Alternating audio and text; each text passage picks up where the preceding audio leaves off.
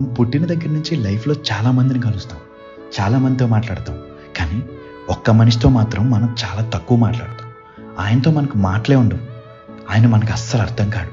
అతను పెద్ద విలన్ మనకి. అతను ఎవరో కాదు, నాన్న. నాన్న లేని లైఫ్ని అస్సలు ఇమాజిన్ కూడా చేసుకోలేం కదా. ఆఫీస్లో ఎంత అలసిపోయి వచ్చినా మనల్ని భుజాన్ని ఎత్తుకుని తిప్పిన రోజులు, తన దగ్గర రూపాయి తీసుకుని వీపు తొక్కుతూ ఆడుకున్న రోజులు, అమ్మాయిలైతే కొత్త ఫ్రాక్ లంగావోని వేసుకుని నాన్నిచ్చే కాంప్లిమెంట్స్ కోసం వెయిట్ చేసిన రోజులు.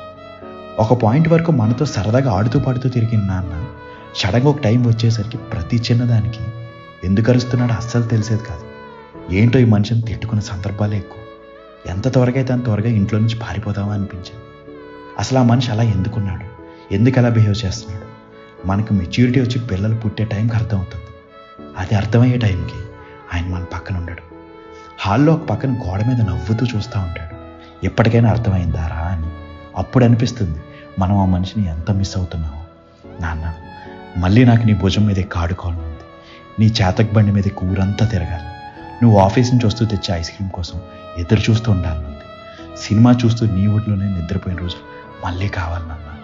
ఏ భయాలు లేకుండా నీ పక్కన కూర్చొని నీతో మాట్లాడాలి. Thank you for being my guiding light నాన్న.